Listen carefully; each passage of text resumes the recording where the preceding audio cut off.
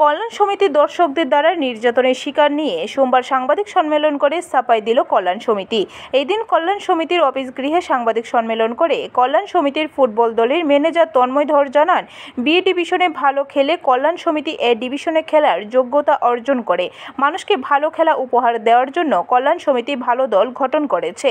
কিন্তু দেখা যায় মাঠে প্রতিনিয়ত রেফারির ভুল সিদ্ধান্তের শিকার হতে হয় কল্যাণ সমিতির খেলোয়াড়দের। কল্যাণ সমিতি ও ব্লাডমাউথের ম্যাচে ন্যায্য পেনাল্টি থেকে বঞ্চিত করা হয়েছে কল্যাণ সমিতিকে। কল্যাণ সমিতির খেলোয়াড়রা রেফারির সাথে ভালো ব্যবহার করার সুযোগ নিল রেফারি তাপস দেবনাথ। খেলার শুরু থেকে বিনা দোষে কল্যাণ সমিতির খেলোয়াড়দের কার্ড দেখিয়ে দেওয়া হয়েছে। ব্লাডমাউথের খেলোয়াড়রা রেফারিকে ধাক্কা দেওয়ার পরেও তাদের কোনো কার্ড দেখানো হয়নি। কল্যাণ সমিতিকে একটি গোল থেকে বঞ্চিত করা হয়েছে। অনেক কষ্ট করে, অনেক জটিলতা সত্ত্বেও আমরা অনেক নামি টিম, বড় বাজেটের টিম করেছি কেন মানুষকে ভালো খেলা উপহার দেওয়ার জন্য। কিন্তু আমরা দেখতে পাচ্ছি মাঠে যাওয়ার পর প্রতিনিয়ত কল্যাণ সমিতির রেফারির বাজে সিদ্ধান্তের শিকার হচ্ছে।